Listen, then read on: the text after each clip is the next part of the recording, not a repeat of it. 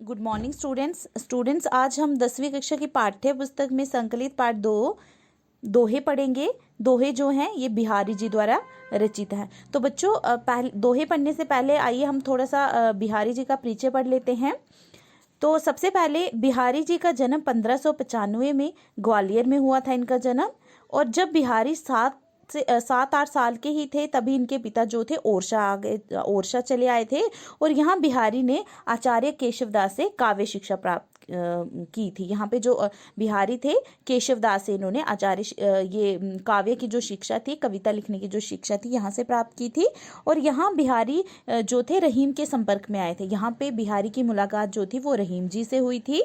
और बिहारी ने अपने जीवन के जो कुछ साल हैं वो जयपुर में भी बिताए हैं। ठीक है। फिर उसके बाद जो बिहारी आपने इसमें बताना है कि जो बिहारी जी हैं ये रीति काल के कवि माने जाते हैं।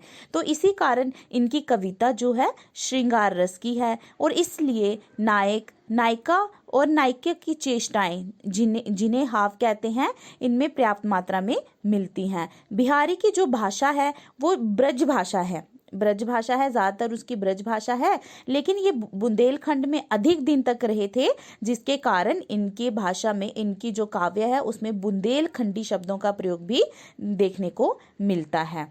बिहारी की एक ही रचना है जिसका नाम है सतसई। बिहारी की एक ही रचना है जिसका नाम है सतसई और इसमें उनके बनाए 700 दोहे संकलित है। ठीक है। आपने इसमें मेन यही बताना है कि बिहारी का जन्म जो था 1995 में ग्वालियर में हुआ था। फिर उसके बाद आपने बताना है कि जो इनकी जो एक बिहारी सतसई जो है इनकी एक ही रचना है जिसमें 700 दोहे संकलित हैं और ये रीति काल के कवि माने जाते हैं। और इनकी ज़्यादातर भाषा को इनकी काव्य की मुख्यतः भाषा जो है ब्रज भाषा है, लेकिन ये बुंदेलखंड में कुछ अधिक दिन तक रहे थे जिस कारण इनकी काव्य में बुंदेलखंडी शब्दों का प्रयोग भी मिलता है। और अंत में आपने बताना है कि इनका देहांत 1663 में इनका देहांत हो गया था। तो बच्चों आइए देखते हैं इनके दोहे देखते हैं। आज की वीडियो में हम पहले इस पार्ट को हम 2 भाग में डिवाइड करेंगे। आज हम भाग 1 में 3 दोहे करेंगे और अगली वीडियो में मतलब अगले भाग में हम इसके 4 दोहे करेंगे। तो आज हम पहले 3 दोहे करेंगे। तो आइए देखते हैं। पहला दोहा पढ़ते हैं।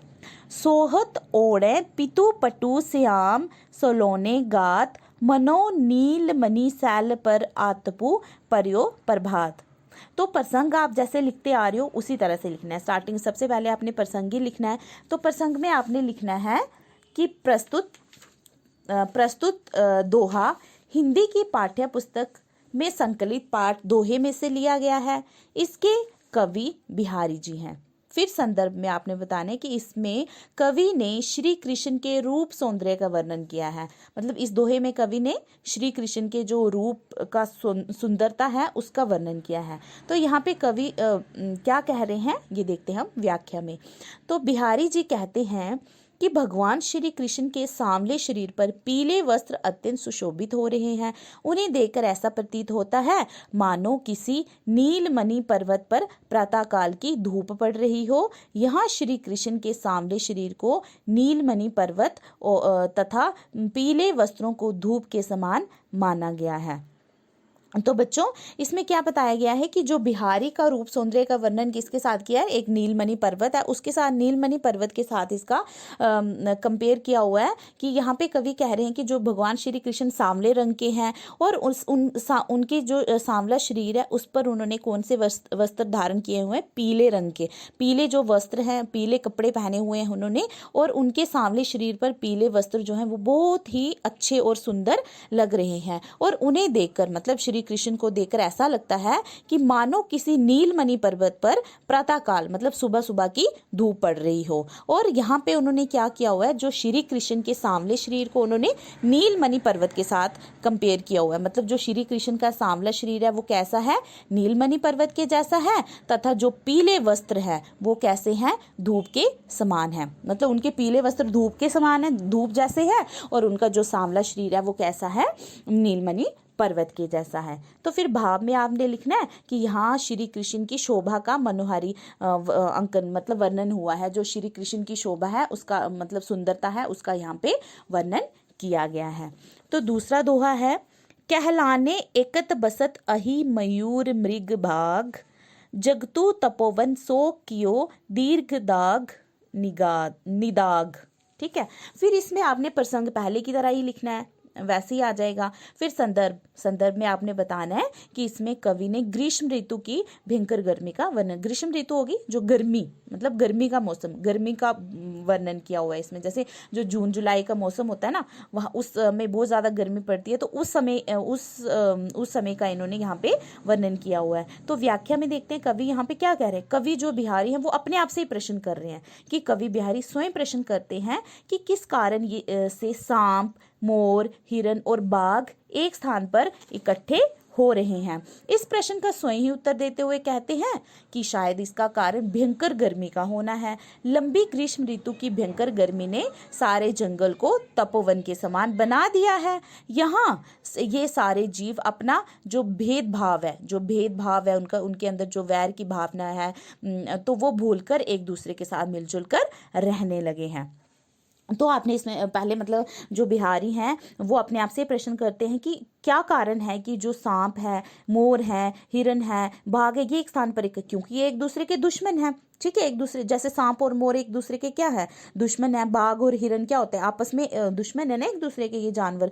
तो यहाँ पे कवि कह रहा है कि ये सारे ऐसा क्या है कि ये सारे जानवर जो हैं एक ही जगह पर इकट्ठे होकर बैठे हैं। और फिर खुद ही उत्तर देते हैं और कहते हैं कि इसका कारण भयंकर गर्मी है। मतलब वो कह रहे हैं कि बहुत ज़्यादा गर्मी है, इतनी ज़्यादा गर्मी है कि जिस कारण ये जो सारे जानवर हैं इनके मन में जो एक दूसरे के प्रति वैर भावना है, मतलब भेदभाव, जो इनके मन में जो दुश्मनी की भावना है, ये सारी खत्म करके एक स्थान पर ही बैठे हैं। क्योंकि गर्मी, बहुत ज़्यादा गर्मी है, जिस कारण क्या हो गया, पूरा जंगल तपोवन हो गया। पूरा जंगल जो है वो आग के कारण तप रहा है, जल रहा है। तो जिस कारण क्या है, ये सारे गर्मी से बचने के लिए जो ये सारे जानवर हैं वो एक साथ इकट्ठे होकर बैठे हुए हैं और अपने मन के जो है सारे भेदभाव, सारे वैर भाव, दुश्मनी की जो भावना है, ये भूलकर एक दूसरे के साथ मिलजुल कर रहने लगे हैं ये सभी जानवर।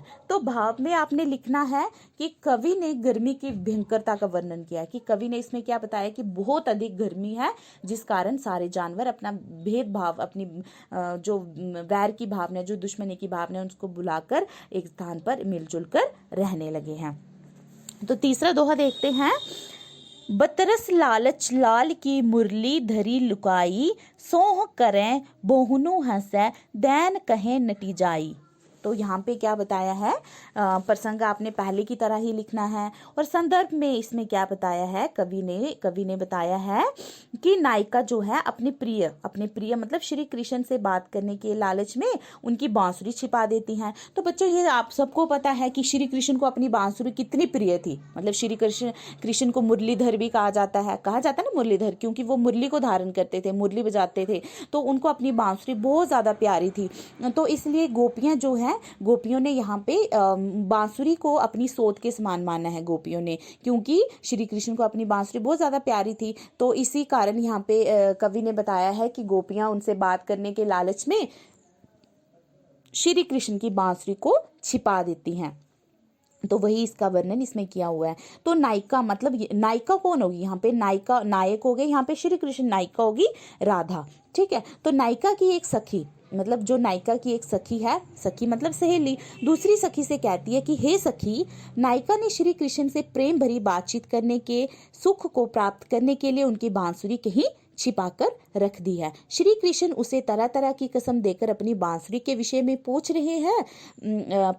पूछते हैं। नायिका उन्हें कहती है कि वे कसम खाकर कहती है कि उसने बांसुरी नहीं छिपाई। श्री कृष्ण उसकी बात पर विश्वास कर लेते हैं, किंतु तभी नायिका बोहें जो हमारी बोहें होती हैं, है ना, उनको घुमाकर हंसने लगी और श्री कृष्ण को संदेह हो गया और वे फिर से नायिका को अपनी बांसुरी देने के लिए कहते हैं। मतलब यहाँ पे क्या बताया हुआ है कि जो नायिका है और जो नायिका की सखियां सहेलियां हैं वो क्या करती हैं, श्री कृष्ण की बांसुरी को छिपा देती हैं। क्यों छिपा देती हैं? क्योंकि वह श्री कृष्ण से बात करना चाहते हैं, उनसे बातचीत करना चाहती हैं और उनसे प्रेम पूर्ण बात करने के लिए श्री कृष्ण की बांसुरी को वो छिपा देती हैं, ताकि श्री कृष्ण का ध्यान बांसुरी से हटकर गोपियों पर चला जाए, नायिका और उनकी सखियों पर चला जाए। तो वो क्या करती है, गोपियां जो होती हैं वो क्या करती हैं, श्री कृष्ण की बांसुरी को छुपा देती हैं। और जब श्री कृष्ण उनसे अपनी बांसुरी के बारे में पूछते हैं कि बताओ भाई मेरी बांसुरी कहाँ है, तो गोपियां जो होती हैं वो सारी मिलकर, नायिका और जो अन्य गोपियां होती हैं वो सारी मिलकर क्या कहती हैं कि हमने आपकी बांसुरी नहीं छिपाई है। और श्री कृष्ण उनको कसम देकर कहते हैं कि कसम खाओ कि तुमने नहीं छिपाई है। तो नायिका जो है वो वो कहती है कि मैं कसम खाकर कहती हूँ कि हमने आपकी बांसुरी नहीं छिपाई है। तो फिर उसके बाद श्री कृष्ण उनकी बात पर विश्वास कर लेते हैं, लेकिन तभी जो नायिका होती है वो अपनी बाहों को घुमाती है और हंसने लगती है। तो इससे श्री कृष्ण को शक हो जाता है कि ये सारी मुझसे क्या कर रही है, मजाक कर रही हैं, तो मेरी बांसुरी इन्होंने ही छिपा रखी है। और श्री कृष्ण फिर से नायिका को कहते हैं कि मेरी बांसुरी मुझे दे दो। तो यहाँ पर इसी का वर्णन किया हुआ है कि गोपियां जो होती हैं वो श्री कृष्ण की बांसुरी छिपा देती हैं। क्यों छिपा देती है? क्योंकि वो उनसे प्रेम पूर्ण बात करना चाहती हैं और वो चाहती हैं कि श्री कृष्ण का ध्यान उनकी तरफ आकर्षित हो, इसलिए वह उनकी बांसुरी को छिपा देती हैं। तो भाव में आपने लिखना है कि यहाँ कवि ने श्री कृष्ण के प्रति नायिका के प्रेम का वर्णन किया। मतलब यहाँ पे जो नायिका का श्री कृष्ण के प्रति प्रेम है उसका वर्णन इसमें किया गया है। तभी तो नायिका जो होती है वो उनकी श्री कृष्ण की बांसुरी छुपा देती है, ताकि श्री कृष्ण से वह बातचीत, प्रेमपूर्ण बातचीत कर सके। तो बच्चों आज हम इसके 3 ही दोहे करेंगे, तो अगले जो 4 दोहे हैं वो हम नेक्स्ट वीडियो में करेंगे। तो मुझे आशा है कि आपको ये 3 दोहे अच्छे से समझ में आ गए होंगे। तो अगली वीडियो में हम इसके नेक्स्ट जो होंगे वो दोहे करेंगे। धन्यवाद। Good morning.